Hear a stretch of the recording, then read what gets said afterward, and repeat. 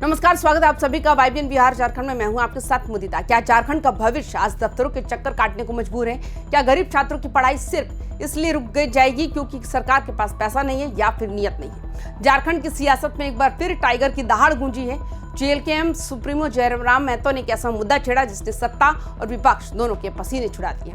मामला है हजारों छात्रों की रुकी हुई छात्रवृत्ति का। आखिर जयराम महतो ने क्यों कहा कि बीजेपी और हेमंत सरकार मिलकर छात्रों के साथ गेम खेल रहे हैं? क्या वाकई छात्रवृत्ति का पैसा केंद्र में अटका है या राज्य की फाइलों में दब गया है? आज की इस विशेष रिपोर्ट में हम जयराम महतो के उस अल्टीमेटम का विश्लेषण करेंगे जिसने झारखंड की राजनीति में भूचाल ला दिया। वीडियो को अंत तक जरूर देखिएगा क्योंकि आज सवाल आपके हक और आपकी पढ़ाई का है। दोस्तों, झारखंड में छात्रवृत्ति का मुद्दा अब सिर्फ पैसों का लेन देन नहीं रहा बल्कि ये एक बड़ा राजनीतिक अखाड़ा बन गया है। जयराम महतो ने साफ शब्दों में कहा है कि छात्रवृत्ति की राशि के इंतजार में गरीब और मध्यवर्गीय परिवारों के बच्चे अपनी पढ़ाई छोड़ने की कगार पर हैं। जयराम ने हेमंत सोरेन सरकार पर हमला करते हुए पूछा कि आखिर प्रशासनिक सुस्ती और वित्तीय गड़बड़ियों का खामियाजा छात्र क्यों भुगते? लेकिन बात सिर्फ यही खत्म नहीं हुई। जयराम ने बीजेपी को भी आड़े हाथों लिया। उन्होंने कहा कि सदन में हंगामा करना और मीडिया में बयान देना बहुत आसान है, लेकिन बीजेपी ये बताए कि केंद्र में उनकी सरकार होने के बावजूद झारखंड के छात्रों का पैसा वहां से रिलीज कराने के लिए उन्होंने क्या दबाव बनाया। जयराम का सीधा आरोप है कि दोनों मिलकर सिर्फ और सिर्फ राजनीति कर रहे हैं। छात्रों का दर्द तो कोई समझ ही नहीं रहा।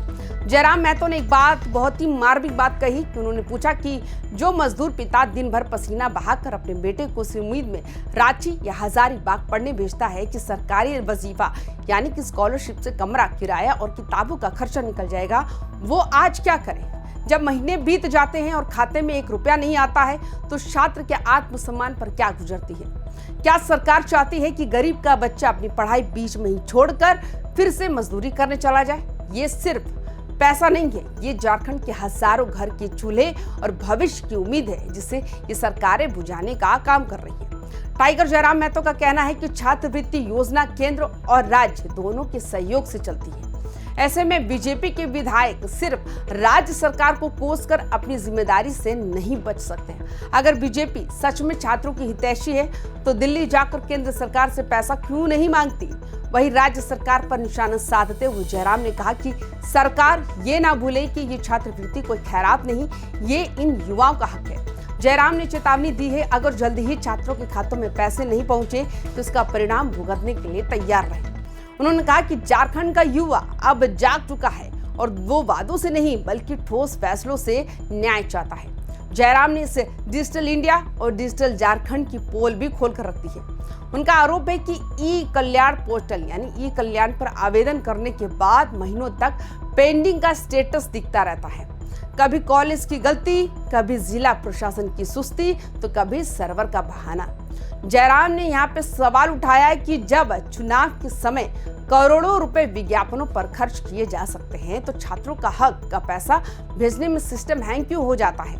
ये तकनीकी दिक्कत नहीं है बल्कि राजनीतिक इच्छा शक्ति की कमी है। जयराम महतो ने सीधे तौर पर कहा है कि छात्रवृत्ति पाने वाले अधिकांश छात्र SC, ST और OBC समुदाय से आते हैं। इन वर्गों के नाम पर राजनीति करने वाली पार्टियां आज खामोश क्यों हैं? जयराम का कहना है, अगर ये छात्र किसी रसूखदार परिवार से होते तो क्या प्रशासन इतनी हिम्मत दिखाता?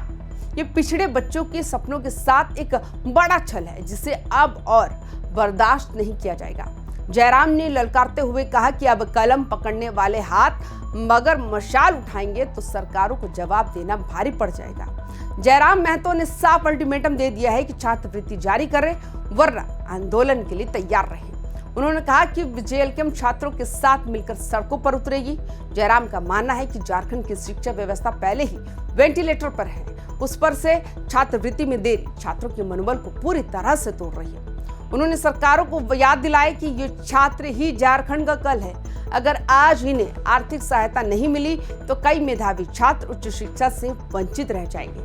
जयराम महतो ने स्पष्ट किया है कि युवाओं के अधिकारों के लिए संघर्ष करना उनकी पार्टी की सबसे बड़ी प्राथमिकता है और इस मुद्दे पर वो किसी भी सूरत में पीछे नहीं हटने वाले। सुनिए उन्होंने और क्या क्या कहा।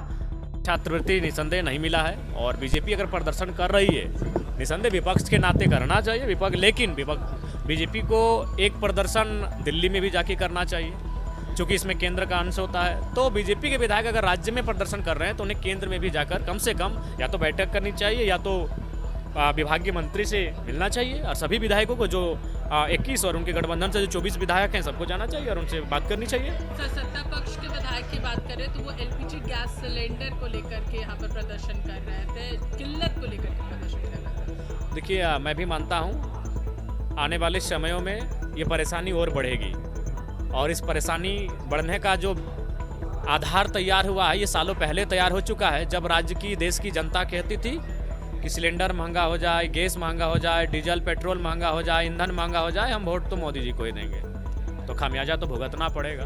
उन्हें बात करनी चाहिए थी कि हम विजन पर वोट देंगे। हम वोट उन्हें इसलिए देंगे कि वो उनको नियंत्रण में रखेंगे, वो आम व्यक्ति की जेब को काटने का काम नहीं करेंगे, इसलिए हम उनको वोट देंगे। लेकिन उस समय आस्था और भावनाओं के नाम पर वोट गया और उसका दुखद परिणाम हमारे सामने दिन प्रतिदिन बनकर सामने आएगा। सर, यहाँ पर पूर्णिमा दास तो कह रही है कि एसटी को 100% जो राशि है वो छात्रवृत्ति का राज्य सरकार को देना होता है, तो फिर उसमें क्यों देरी कर रहे हैं? चलिए दूसरे लोगों को तो देखिए, मैं आपको बताना चाहूँगा इस सत्र के दौरान मैंने व्यक्तिगत नहीं, मैंने अपने विधानसभा क्षेत्र के कुछ कार्यों से मैं 4-5 मंत्रियों से मिला और उन्होंने भी अपनी पीड़ा को बताया कि ये सारी चीज़ें जयराम बाबू ऑन कैमरा तो नहीं बोल सकते हैं, हम लोग सरकार में हैं, हमारी एक मर्यादा है, एक प्रोटोकॉल है, लेकिन ये सच्चाई है। जो हम लोग मैया सम्मान योजना की राशि लेकर आए हैं, इसका परिणाम दूसरे विभागीय और दूसरे कार्यों के बजट में देखने को मिल रहा है। इस बात से इनकार नहीं किया जा सकता है। मैया सम्मान योजना में भी तो कटौती की जा रही है, महिलाओं को किसी न किसी वजह से बिल्कुल, उनका और नाम काटा जा रहा है। संभव ही नहीं है। देखिए, आप मुझे लगता है पूरे देश को इस पर विचार करना चाहिए। शिक्षा और स्वास्थ्य को निःशुल्क रहना चाहिए, बाकी अन्य चीजों को निःशुल्क ना देने पर सोच। जयराम महतो ने साफ कर दिया है कि उनकी पार्टी जेल गेम सिर्फ राजनीति करने नहीं आई है, बल्कि वो सिस्टम बदलने आई है। उन्होंने युवाओं से अपील की है कि वो अपने हक के लिए एकजुट हो। जयराम का विजन साफ है कि झारखंड की शिक्षा व्यवस्था में छात्रवृत्ति कोई इनाम नहीं, बल्कि छात्र का संवैधानिक अधिकार होना चाहिए जो समय पर मिले। उन्होंने कहा कि हम किसी सरकार को गिराने या बनाने के लिए नहीं, बल्कि छात्रों के भविष्य को बचाने के लिए सड़क पर उतरेंगे। तो दोस्तों, क्या जयराम महतो की चेतावनी के बाद सरकार की नींद खुलेगी या बीजेपी और हेमंत सरकार एक दूसरे पर आरोप लगाना छोड़कर छात्रों के खातों में पैसे भेजेंगे, या फिर झारखंड के युवाओं को एक बार फिर सड़कों पर उतरकर अपना हक मांगना होगा? आपकी इस पर क्या राय है? क्या आपको भी स्कॉलरशिप मिलने में दिक्कत हो रही है? कमेंट्स में अपना दर्द और अपनी राय जरूर लिखें। झारखंड के युवाओं और उनके सरकारों से जुड़ी हर खबर के लिए YBN बिहार झारखंड को अभी सब्सक्राइब करें और इस वीडियो को ज्यादा से ज्यादा शेयर करना ना भूलें। जय हिंद, जोहार।